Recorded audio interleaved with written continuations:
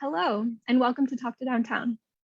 I'm Courtney Wood, the Economic Development Director for the Downtown Stockton Alliance, which is a 501c6 nonprofit, property-based business improvement district serving downtown Stockton. This webinar series is intended to connect our business owners, property owners, visitors, and residents with the organizations, people, and resources who can help them address issues which are of top concern to them. Today, we have special guest, Dr. Troy Brown.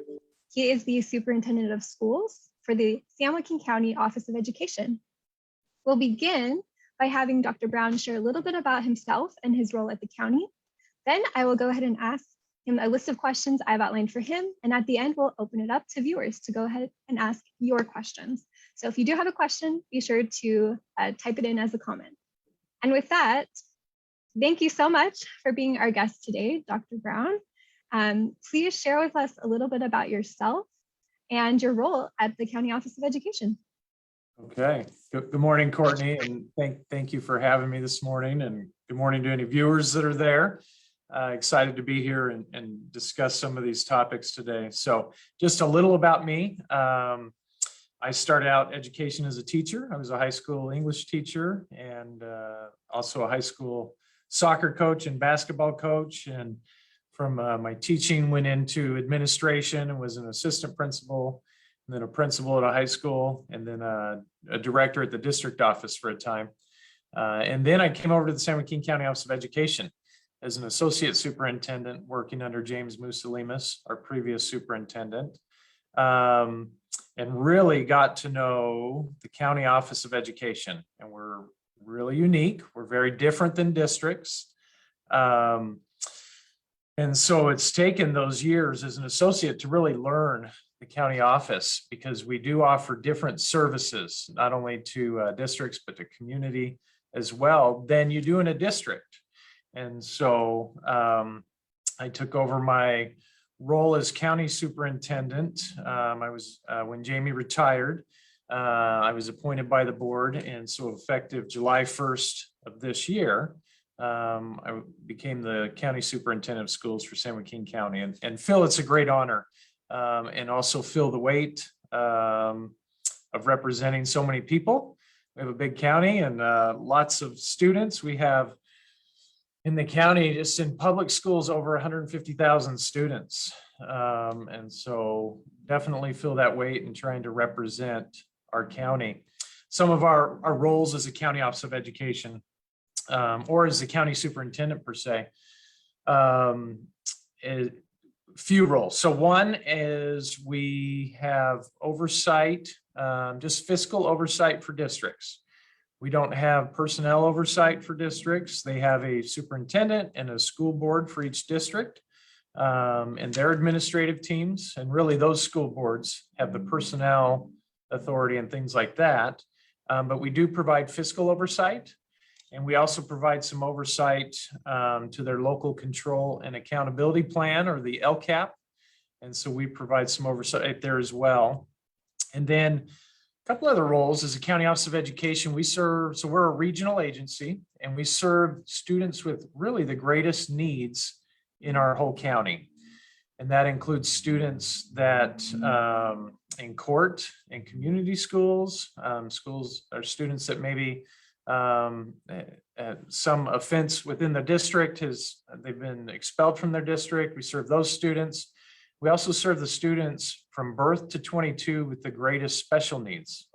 And so really we feel blessed to be able to serve students with great needs. And so that's our direct support to students. And we have a number of programs all over the county that support those students. And then our other role is to provide support to the districts and to the schools. And so that looks a lot of different ways. And I'm guessing as we go through the questions, some of those will come out more.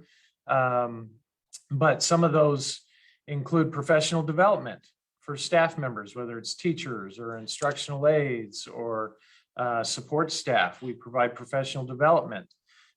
We provide science camp. We provide just a number of things. So we're always looking, what can we do to help support districts? And I think as we talk about programs, a number of those will actually come up in our discussion. So I'm excited to talk about some of those in a bit.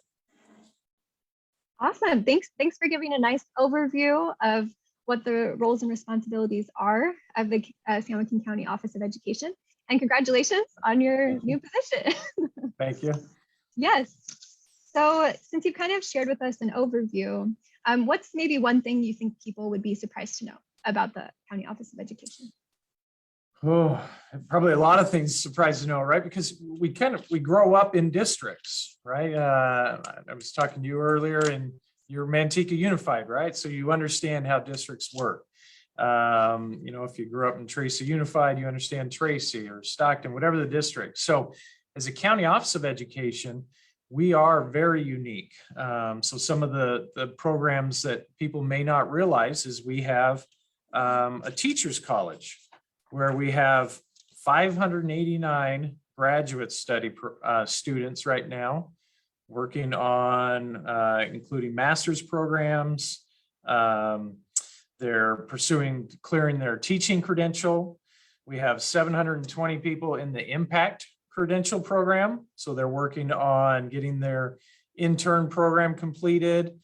So this teachers college was designed years ago to meet the needs of our local community, as we've had staffing shortages in education for years. And as you probably are seeing and hearing in the news now, it's actually continues to grow, right? And in a lot of industries, not just education. So we years ago built this teachers college where we can then serve that need. And so that's pretty unique, something that the community may not know. We have a conservation corps called the Greater Valley Conservation Corps. We're the only county office in the state, and there's 58 county offices of education. We're the only county office of education, one that has the teachers college, but two that has a conservation corps. And so this is an opportunity for young men and young women 18 to 25 who are maybe looking for something to do, a place to land, maybe build their skills and haven't found a spot for that yet. They come and they learn a skill, whether in recycling or in land management.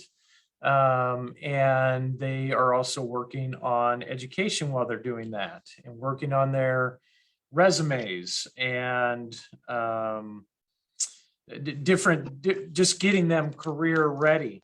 We have CodeStack, which we'll probably talk about later. So I'll hold that one. Another one though, that we have a Discovery Challenge Academy, and this is an opportunity where we've partnered with the National Guard, and it's a 5.5-month residency program. And it's right here, local, about 15 minutes from our office here, where students 16 to 18 years old who are in danger of dropping out of high school can enroll in this program. And it's a 5.5-month residency program. Students live there. They fed 3 meals a day. They're getting to bed on time. There's no cell phones, and they make up 65 credits during that 5.5 months. And then we get them back to their high schools where they're ready to then continue. They've grown into making some different decisions that have prepared them better for life choices and things like that. And so that's a great partnership we have with the National Guard, where they do the feeding and the housing. And then our teachers from the County Office of Education do the instruction all day. And so I think that would be one of the surprises, is because we're a county office of education, we have a little bit more flexibility to do a lot of unique programs that support our community. And so always willing, actually, here's my plug, take people on tours, right? To go see. We have a group going out to Discovery Challenge Academy next week, and they see the great work going on. So that would probably be a surprise, the number of programs we offer. Great. Yeah, some of those I hadn't heard of before. Okay, so can you share with us maybe a list of some other programs that you have going on beyond the ones you mentioned? Yeah, I could. So we have a Comeback Kids program, and this is an adult high school diploma, not an adult GED program, a high school diploma program, which is a big deal and a big difference, because oftentimes they need that diploma in order to progress at a workplace or something like that. And so This Comeback Kids program is designed to meet the needs of adults who are already working. So it's an independent study program where they'll meet with their teacher on a flexible scheduled time. And now they're graduating with a diploma. We've had, I may be off just a little bit on the age, but we've had people in their 60s getting their high school diploma. And you talk about warming your heart when you see a 66-year-old young lady going across the stage and getting her high school diploma because she's always wanted it and life happened, right? Whatever it was in high school happened, and then life just kept happening and never could get to it. And now at 66, she wants to do it so her grandkids see how important it is. So that's an amazing program. Another one that we've just began this year in August. And this is, again, trying to address the need of a teacher shortage. Now, the fruits of this will be a few years out, but we're really excited about this TEACH program, which is Teacher Education and Early College High Program. And what that means is kids that know, or students that know that they have an interest in becoming a teacher someday, they can enroll at Venture Charter School as a freshman, and they start in this pathway learning skills of being a teacher as a high school freshman. That we've partnered with Delta College. And so as they're getting their diploma and learning the skills, they are also going to get their associate's degree free of charge while they're a high school student. So they'll graduate with a diploma, their associate's degree, and then we've partnered with Humphreys to provide the next 2 years of the bachelor's program. And so Humphreys will provide the bachelor's. So now we're going to have students, local students within our community that are getting out of college debt-free and with a bachelor's degree in education, ready to go.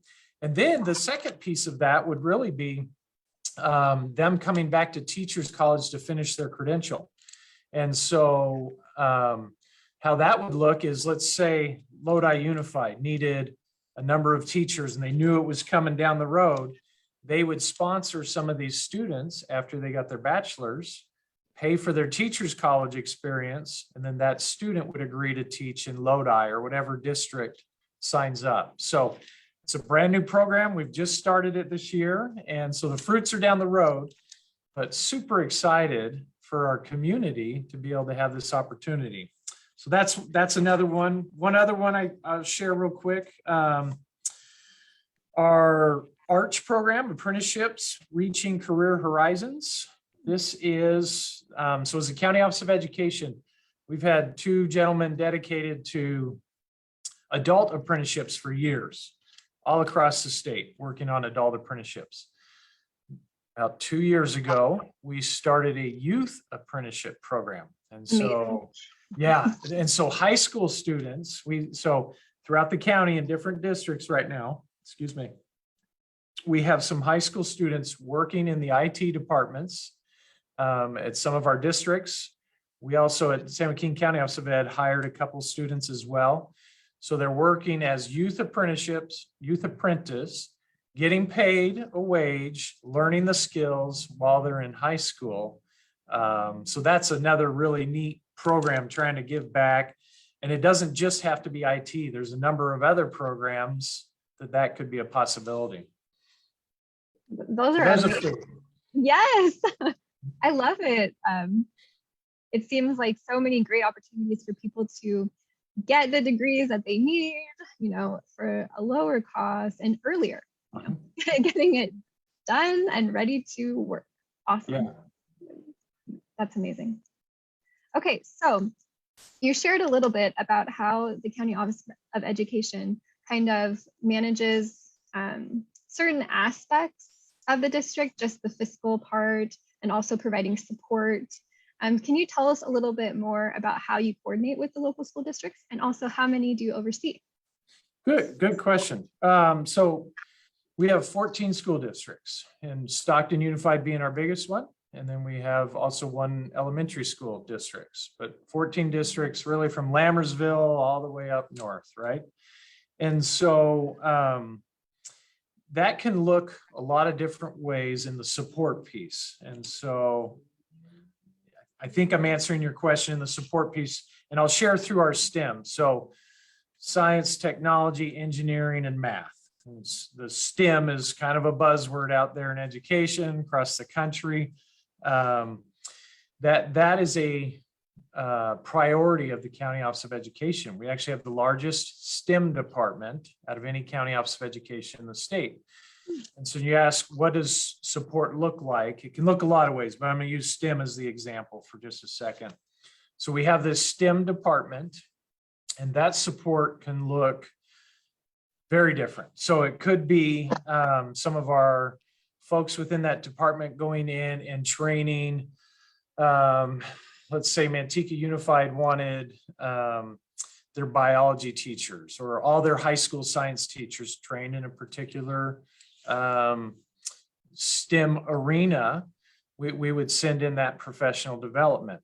So that's one way that we can do support.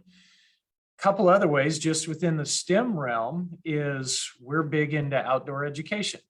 And so we are, January, we're hoping, opening up our Sky Mountain Camp, which we acquired from a PG&E settlement. We acquired it about a year ago, and it's a 62-ish acre camp in the mountains off of Highway 80. And so for years, kids have gone to science camp at Jones Gulch over in Half Moon Bay area. And that was a camp we leased. And so now we own the Sky Mountain Camp in the mountains, which allows us a lot more flexibility for timing. And we can get kids up there all year because it's not a camp we lease. It's one we own. We can dictate the schedule, all of those things. And so we have been working on it for about a year, trying to do some upgrades to the cabins. It's a beautiful camp right on a lake. So that's one way we serve the community. So 5th and 6th graders from districts get to go to science camp, and now it'll be up at Sky Mountain, and now we'll be throwing in snow for the winter months, right? And so we're really excited about that. Continuing on the STEM piece, we have South Manteca. We have a large, it's 200 plus acres on the river, and we do field trips out there. So districts can send their students out to Durham Ferry site, and we also have a school there. So part of the venture school, we do schooling out there, but also there's a STEM window out there as well. And so we do field trips. And I'll tell you a kind of a neat story. When I first came on as associate superintendent a few years ago, I was doing a tour out there because I wanted to see, okay, how are these field trips? What are the kids seeing? And it was a school from Stockton Unified. And our folks that were working there were talking about the day, and they were saying, well, we're going to go down to the river. And this little young boy from Stockton Unified, his eyes just lit up and he said, we are going to see a river? And so it was one of the cutest moments. It's still ingrained in my brain, right, from 4 years ago. And so they go on these tours where they learn about, there's tracks going down, animal tracks down to the river. And instead of just telling these kids what the tracks are, our folks in the STEM department will say, what do you think these are? And they'll go through this whole inquiry process as young elementary students about what it's like there. And so that's another great piece that we offer districts. And then one more under the STEM arena, on our campus here on Transworld Drive, we have what we call the Fab Lab. And it's really this giant makerspace where there's robots and there's computers and there's little Andrinos and all kinds of stuff. And so we open that up for field trips for any of our districts to come to. And so they'll come and they'll work with Mr. Callahan, who runs that Fab Lab, and he'll design lessons for the kids, and they're in there building the whole time, and they're doing, and it's just great opportunity. So that's, I know I went way off, Courtney, but hopefully that answered how can we support districts? That's just one way we support, right? Is the STEM department supports. I'll give you one other way, if it's okay. Sure. It's just an example because it's fresh on my mind. In the ability that we have to be kind of flexible. So back in really December of last year, January of last year, we were talking to our public health director, Dr. Park, and you know, this whole idea, we're trying to get everybody back to school, you know, the vaccine would help with that, things like that. And it was going to be really difficult to get the vaccine to all educators because you either had to go to CVS or Kaiser or your different spots, right? And it could take some time. She was able to procure enough vaccine and say, hey, if I can get it, can you guys distribute it? And so our comprehensive health department, and then it really became every department, County Office of Education, but our comprehensive health department with our Sherry Coburn as our lead nurse there said, yeah, we're in, we'll figure it out. And then we had Jane Steinkamp, one of our assistant superintendents, just said, Jane, you got to take this on. And so she took it on, and CodeStack jumped in and did this app. So people were able to get through their vaccine line in 7 minutes because they were just showing QR codes and going. And so that's another way we felt like, okay, what can the districts use right now? Okay, if we host this and we provide it, does that support districts? And the answer was clearly a yes. And so we jumped in. It ended up being a whole county office of education as well as district nurses to support that event. But that's the kind of the innovation and the idea that, because we really believe we're here to serve. And so that was the service needed. So sorry, that may be a long one. Sorry, Courtney.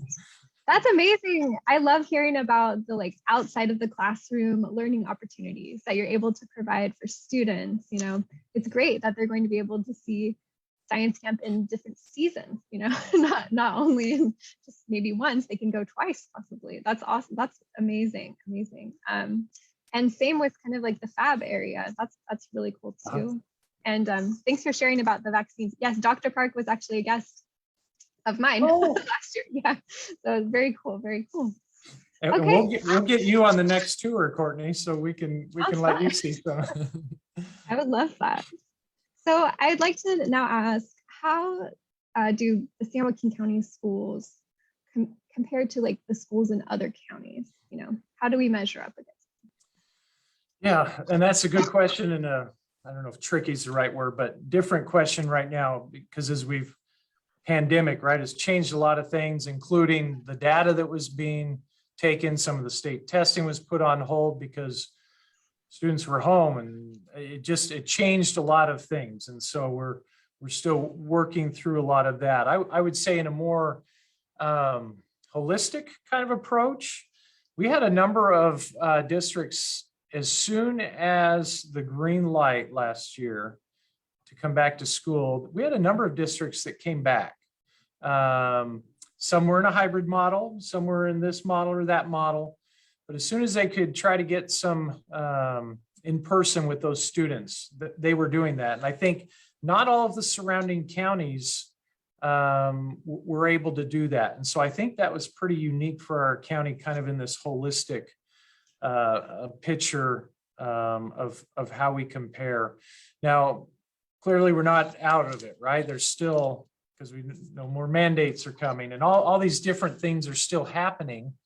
But I'll also tell you, just kind of in an anecdotal way, I'm blessed in my position to be able to support all of education in the county. And so I get out to a lot of schools and get to visit a lot of places. And we have some amazing things going on in our schools. And I think any school you go knock on their door, you're going to find some great things. I was at Sierra High School yesterday and saw there were a number of teams of students. And this one team that I talked to was 5 young ladies. And what they were building was a robot. Really, they were building a robot. It was on wheels, and they designed it from the very early stages. They were building it as well. And this car they had built with really robot parts, right? And was able to detect red, so that if it's going detected red, it would stop. And that's their goal.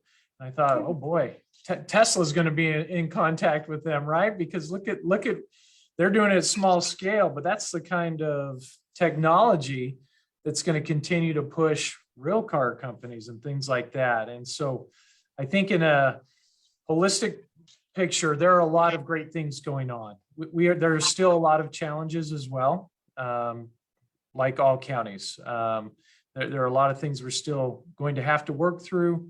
You know, mental health is a heavy topic right now, and a topic in all education. And so I like to paint the picture that we're doing really well, but I don't want it to mean there's still areas we need to improve, and still areas we need to continue to, how can we provide support for students?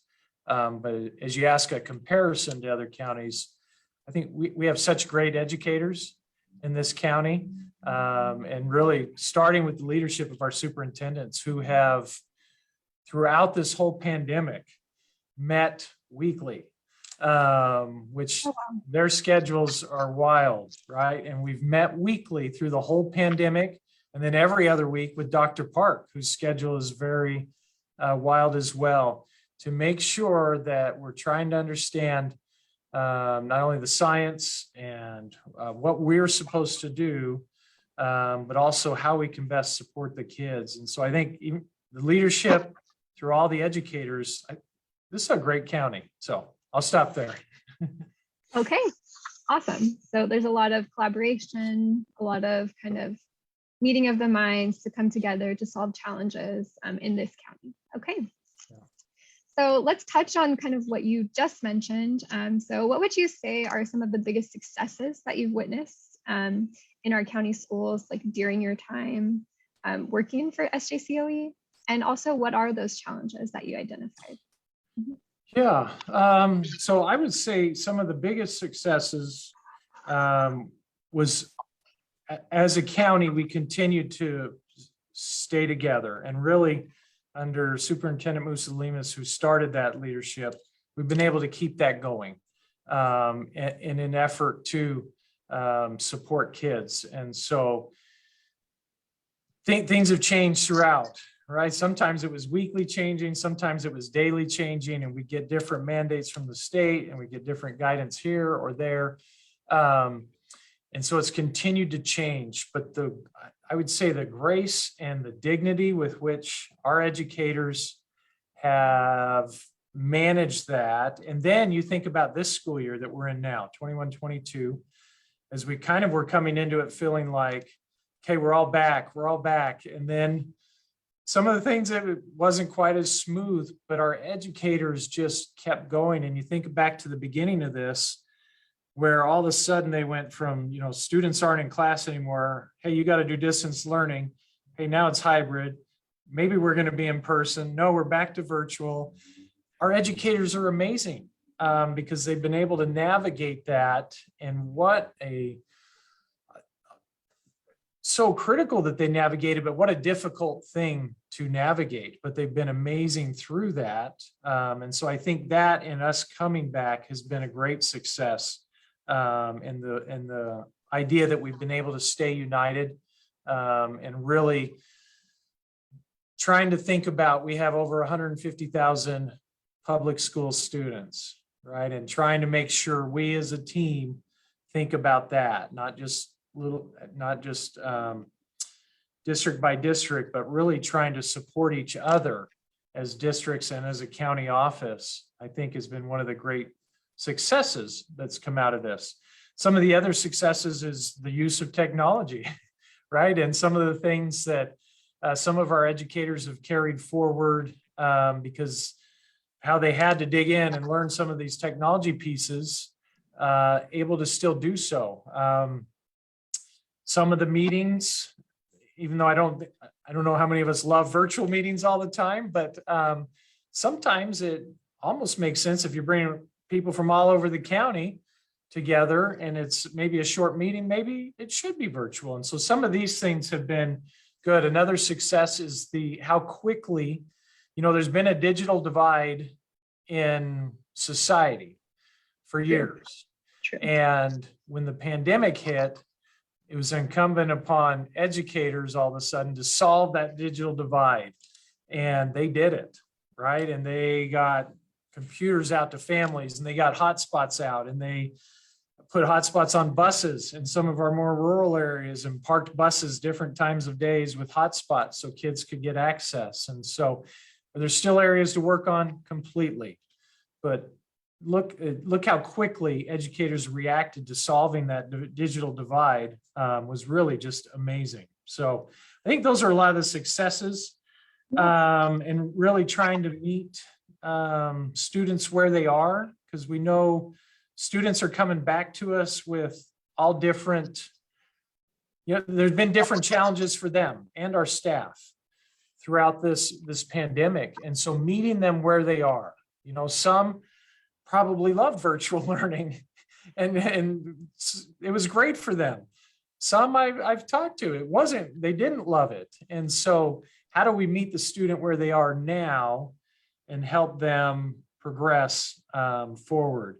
How do we meet our staff where they are, right? This has not been easy for our staff members to navigate this. And so how can we take care of them and help them, which leads really to one of the big challenges is staffing shortage, right? And so that is a great challenge that we're having, I think, education all over the state and other industries, as I talk to people in the community as well.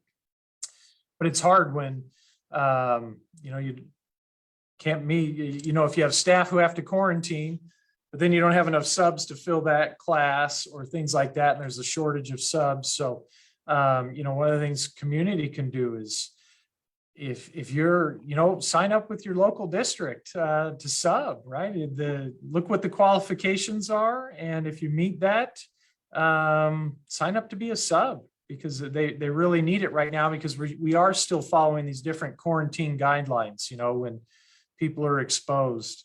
Probably one of the other challenges, just the social, emotional, and the mental health and moving forward, and how do we address that? And do we have enough care providers that can address that? And can we meet all those students' needs? And we are doing everything. I know every district is doing so much to try to meet the mental health needs of our students. This idea that they were secluded for so long has been a big deal. And I would say anecdotally, again, I don't have any data except for talking to people. Sometimes they're working with, one grade level, and that student has been maybe virtual for a year or a little bit longer. And so maybe some of the social skills are a little behind where they might normally be. And so working with students on that, not just the mental health aspect, but the social skills and helping them catch up. And so I think those are some of the areas that we're still working on, because I know as I'm out talking at schools, principals and teachers talk to me about those needs. So. Okay, thank you. And I have a couple of follow-up questions just from what you shared. The first one is regarding the staffing. I'm just kind of curious, have you had trouble finding subs even prior to the pandemic, or is this something that was triggered by the pandemic? It's been exacerbated. How's that? It's at a new critical level. There was always some, because the staffing shortage, and we've been talking about that one for years, but it's been exacerbated so much. And then the sub shortage has been exacerbated as well. And so, yes, it's different than it was before the pandemic, for sure. It's worse. Okay. Yeah. Okay. And then the next question I have is about, you kind of mentioned trying to definitely support the students and with their mental health needs. I just was kind of wondering, are there any programs in place, or how are you currently kind of managing that? I'm just curious. Yeah, so I'm going to forget who I just talked to about this, but I just talked to someone.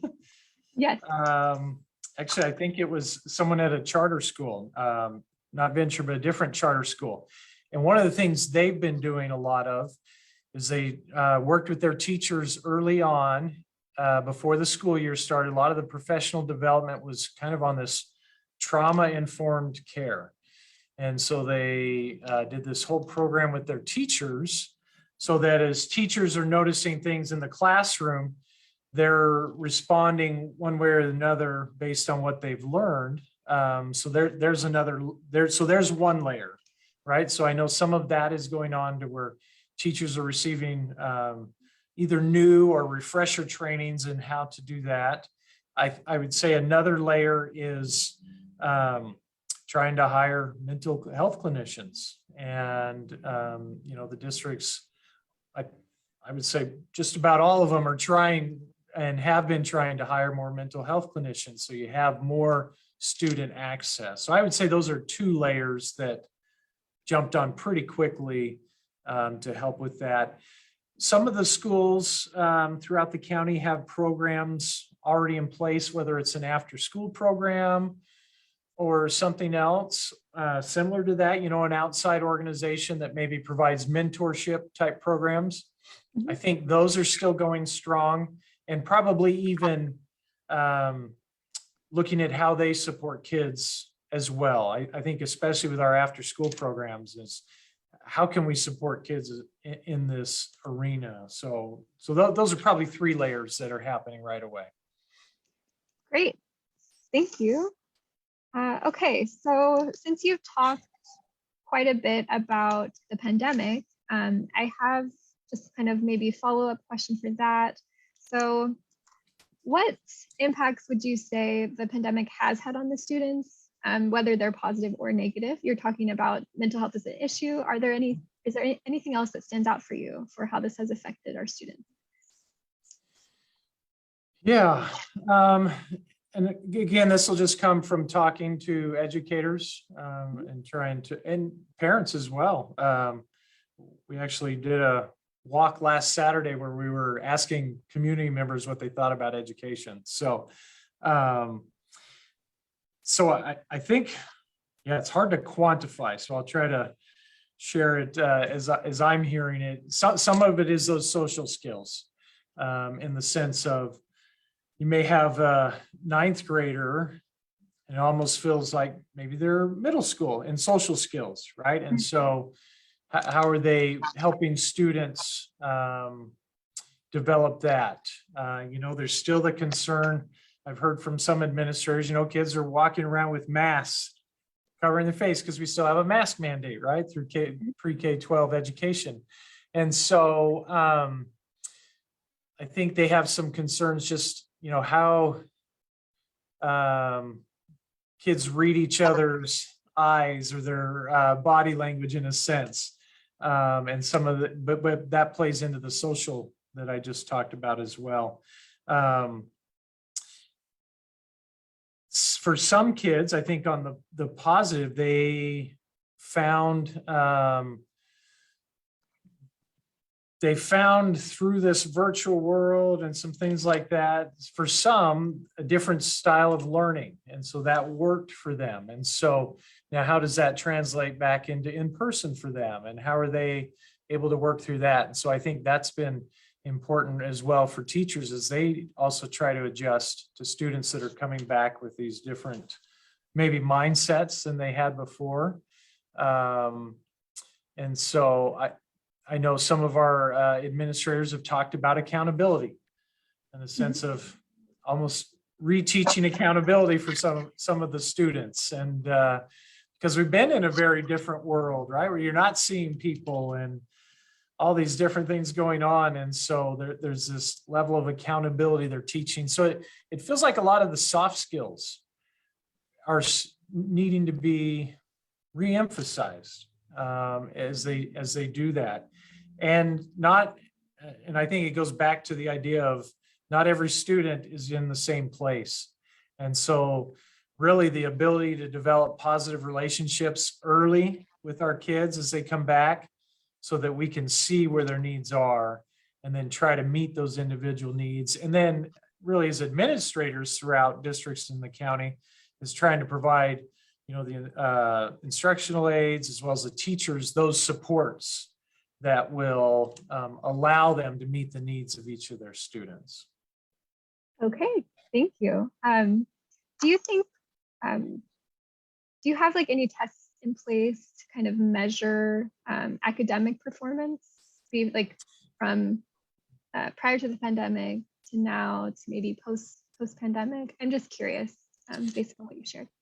Yeah, so I would say yes, but there are so many different ones. So I would say kind of by district, they are doing different assessments to kind of measure where kids are. So I couldn't speak to one specific one. Sorry. Okay. Yeah. So they're doing it individually by district. Okay.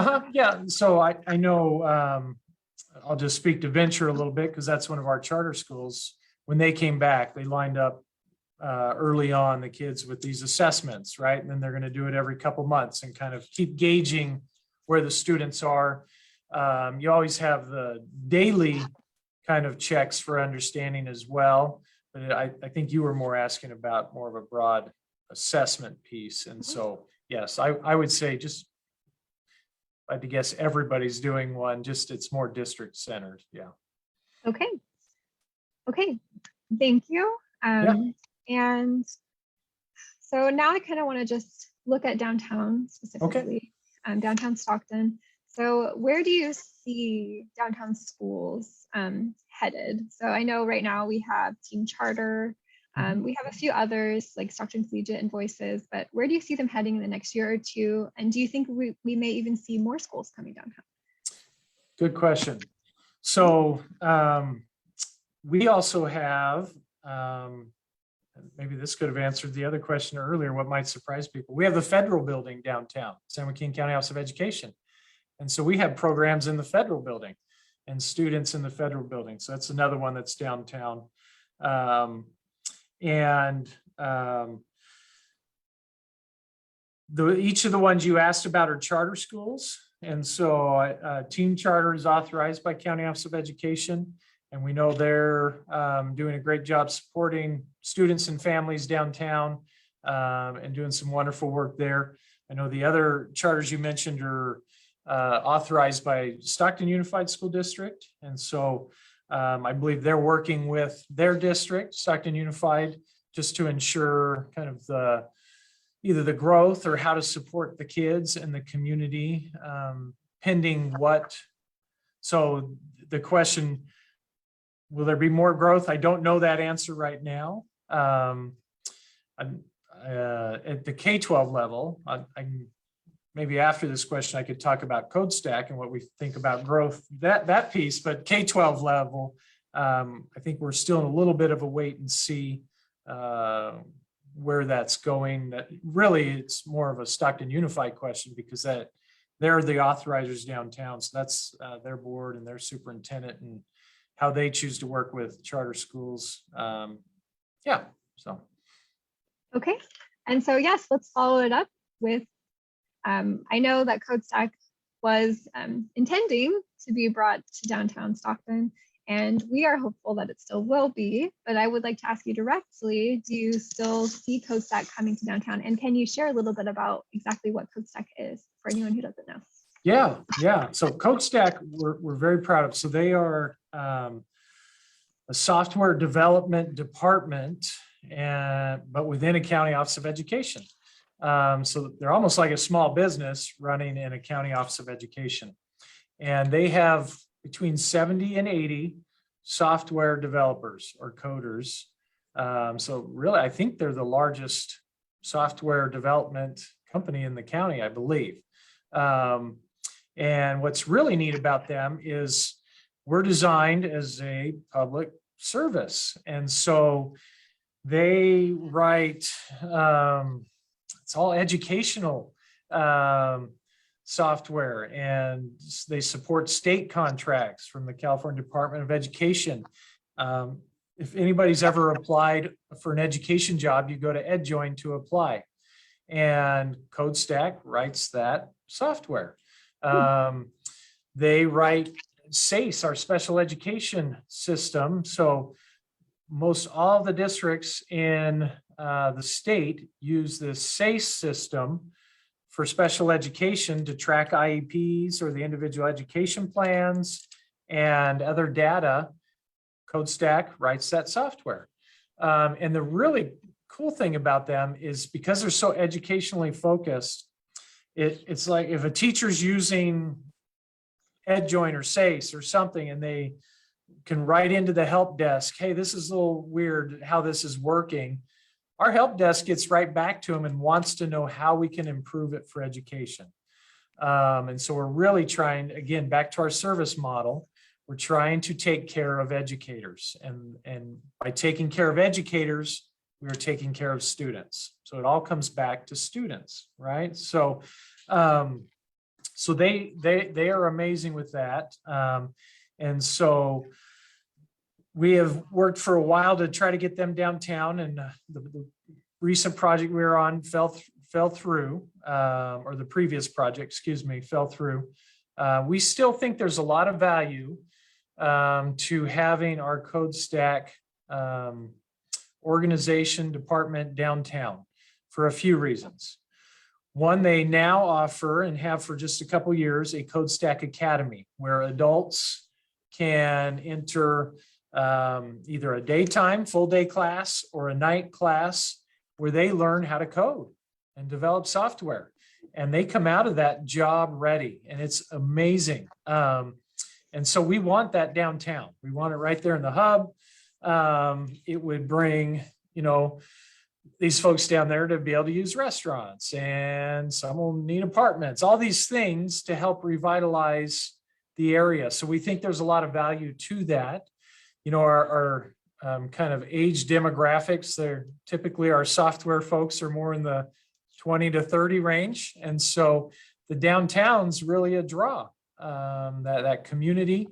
And so if we can get downtown, we think there's a lot of value, not just to our organization and CodeStack, but also to the community. So we're continuing to pursue ideas of how we can get down there. We have not stopped that, even though the previous deal's not happening. We have not stopped our efforts to see if we can still make that work. In the meantime, CodeStack, they're starting the end of this month in collaboration with Huddle down there. They're doing their workshops for multimedia. And this is where they're going to be teaching adults at a very low cost. I think it's like a 3-day class. I'd have to look at the flyer, teaching them how to code and how to do some of this multimedia stuff. And so even while we're pursuing the option of a permanent, we're still trying to make sure CodeStack's down there because we think it's great for the community, great for our organization. So we're in a continued effort there. Amazing. Amazing. So you're still looking for a location, but nothing's secured yet. We're looking forward to it, though. Yes, we're still pursuing options. We have not closed the door. Okay, but it sounds like anyone who maybe has a little bit of an interest can take one of the courses that you guys are providing in downtown. Sounds like through Huddle currently. Okay. Yeah, and it's interesting, Courtney, because I was talking to 3 of our employees in our comprehensive health department. So this is our nursing and health and all those things. I was talking to them last night, and 3 of them said, we think we're going to do the CodeStack at night classes. So we have 3 of our own employees jumping into the night because they want to up their skills and maybe have this whole new range of skills by learning to code. So I thought, well, this could be amazing. The amount of people we could serve. You often we talk in our kind of state of the city meetings in Stockton about winter companies coming from the Bay Area, and they're telling us, well, you need the coders first. Yeah. And so we're trying to help with that. That, again, a service to the community. We're trying to develop coders so we can get some of those folks here. So. Awesome. It's an amazing program. All right. So I just have two more questions, and then we'll open it up to anyone who has a viewer question. The first is, what strategies or improvements are planned for the County Office of Education in the next year? You mentioned some great projects launching. Do you have any other things that are happening in the next year? Oh, let's see. I think our big focus, which I talked a lot about, so I'll just read it, is Sky Mountain, because we need to get kids back outdoors. CodeStack is another one we're continuing to work on, the Teach program. So it's funny you ask that, because, you know, as crazy as things are right now with the pandemic and the trying to manage state mandates and things like that, we as the County Office of Education pride ourselves on being innovative. So even though everybody's running around trying to do all this stuff, it's sometimes we're not very good at saying no when a new idea comes. Even though yeah, and sometimes we probably, because, you know, it puts a lot of strain on our folks and there's a lot of stress on our folks. So sometimes we maybe should say no, but we just love serving, and we love serving the community. And so when these new ideas come up, we just jump in. So I think outside of the ones I've talked about, there's nothing that I can put to paper yet. There's a lot of ideas floating around, but nothing on paper yet. Gotcha. Okay. And so how can people get in touch with you if they have further questions, or how can they learn more about all of the amazing programs that you offer?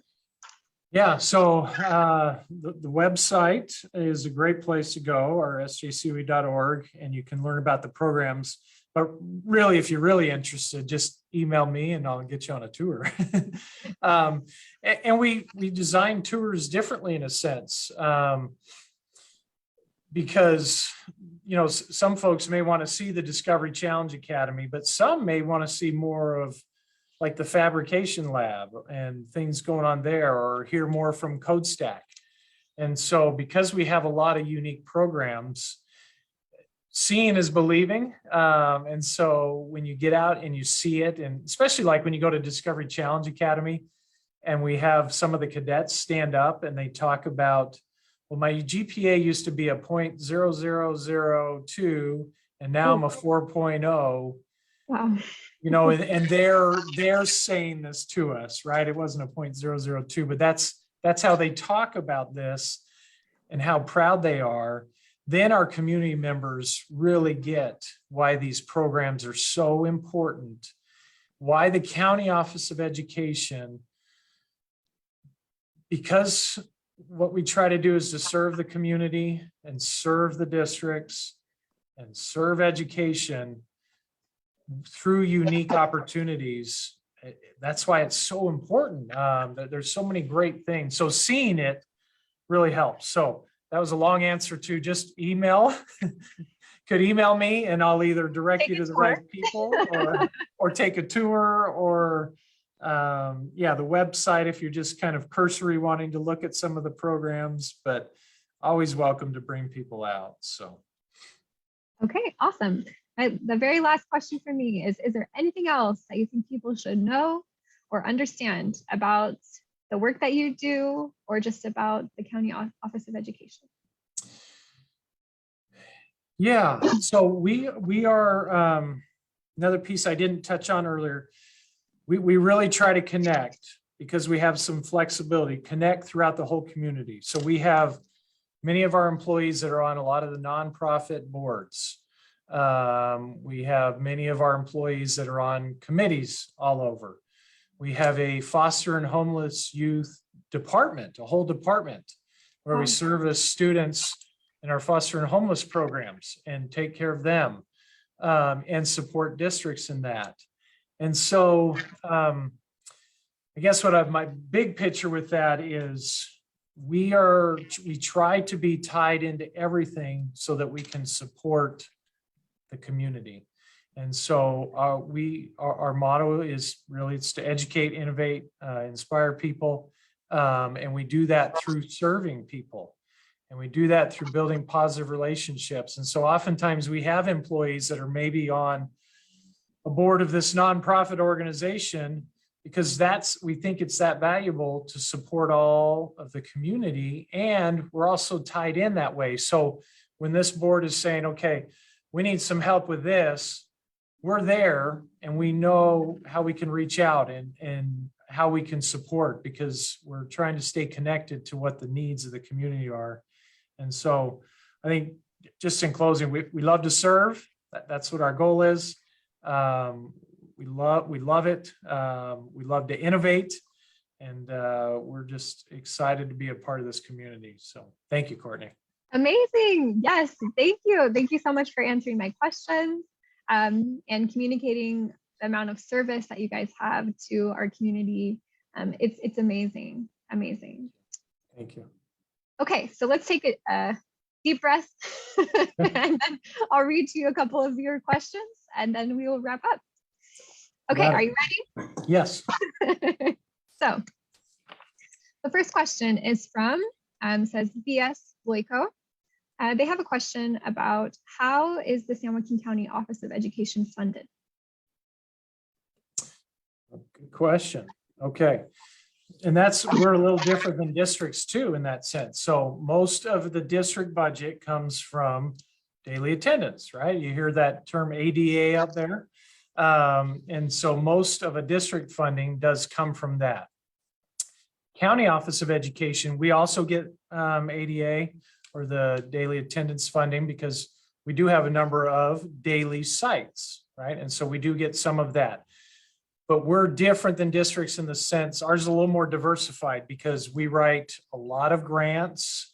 You take CodeStack, they get contracts through, it could be CDE, the California Department of Education, it could be from the governor's office, it could be contracts with districts. So ours is a little more diversified. And that's where our business department's amazing because our budget is so different and unique because of how diversified it is. And so they're amazing. Scott Anderson, our deputy, I don't know how he keeps track of it all, and he has a wonderful team that does so. So yes, we get some of the actual daily attendance as well as a number of other pieces is how we do it. So we have, yeah. Multiple funding sources. Very, very much so, yes. Do you, off the top of your head, what is the budget for you guys? Oh, let's see. So County Office of Education is, now I can't be quoted because I don't have it in front of me, but yeah, we're around the 400 million. Wow. Give or take. Wow. Huge. Great for all the work that you do. Thank you.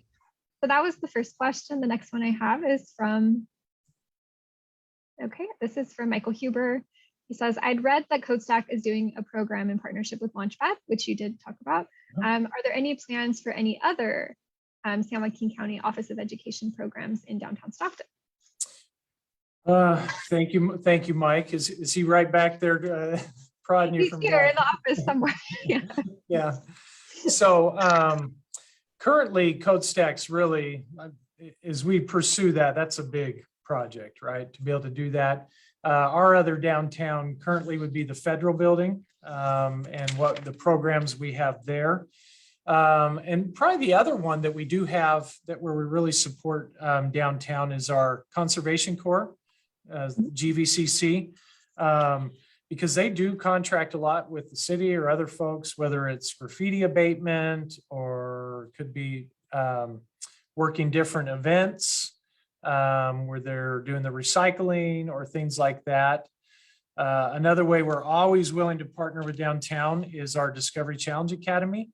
Those cadets need, they need service hours. And so I know pre-pandemic, there were events and they would come out and help with the events downtown. So as events continue downtown, please don't forget Discovery Challenge Academy because they need, that's part of their whole program is they need service hours and they come out in uniform and they look great and they serve the community. So those are probably the ones right now.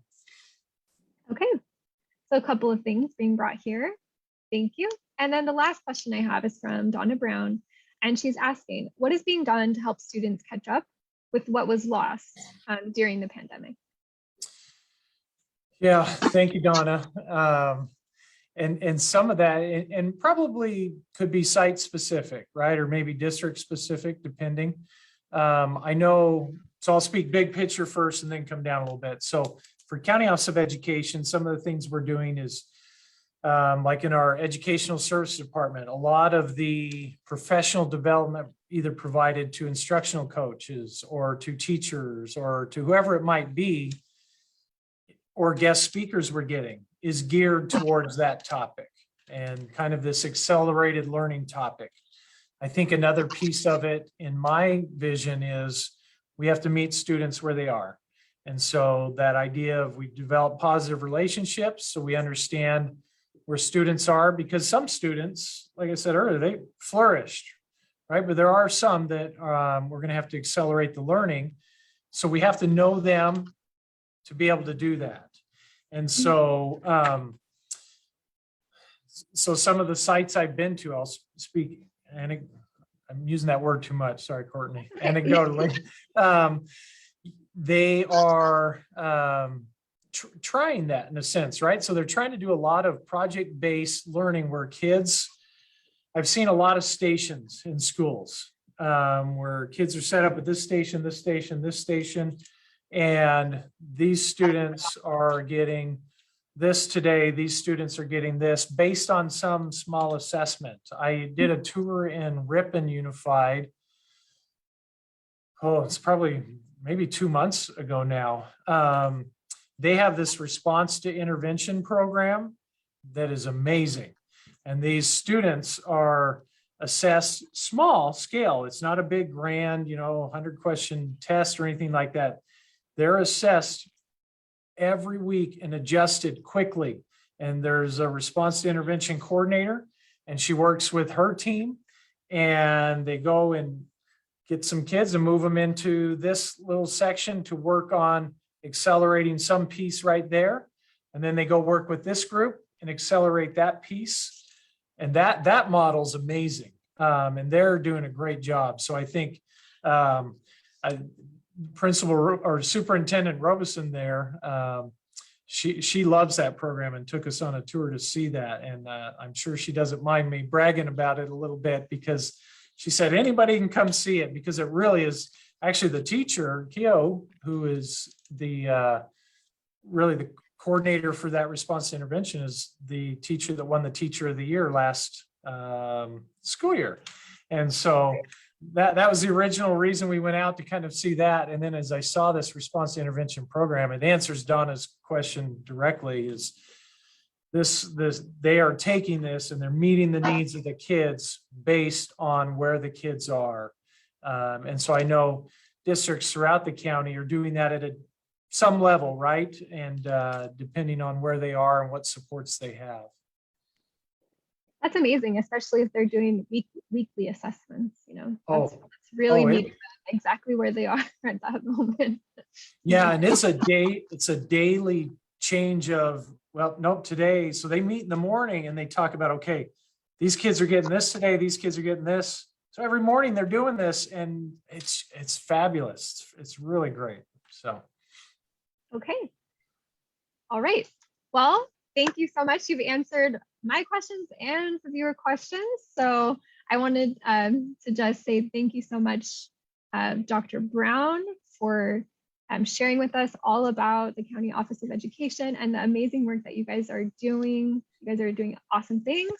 And thank you so much, viewers, for also tuning in. I do want to remind everyone that this video is going to be uploaded to our YouTube channel, which is Downtown Stockton. If you're watching this live, then you've already found us on Facebook, but we are also on Instagram at Downtown Stockton and Twitter at Downtown STKN. So with that, I just want to say again, a huge thank you to you both, audience and Dr. Brown. And do you have any closing comments you might want to share? Yeah, just if it's okay. Yes. Sure. Yeah. I do want to just share how amazed I am with the educators in our county. Not just districts, but SJCOE, our educators, like I shared earlier, they serve the students with the greatest needs. And they also, you know, when you think about our educators in special education, they came back the soonest. And so coming back and trying to still meet all the different guidelines and things like that, our educators at SJCOE just have been fantastic because they were some of the first groups back and have just served the kids diligently, have taken that model of meet the students where they are and serve them and provide them the supports. So just hats off to all educators, but especially our San Joaquin County Office of Education educators. Just thank you for your navigation of this and loving kids. It's amazing. So thank you. Yes. Yes, a huge thank you to our educators, and thank you again, Dr. Brown. And with that, I would like to just say to everyone, have a great day downtown.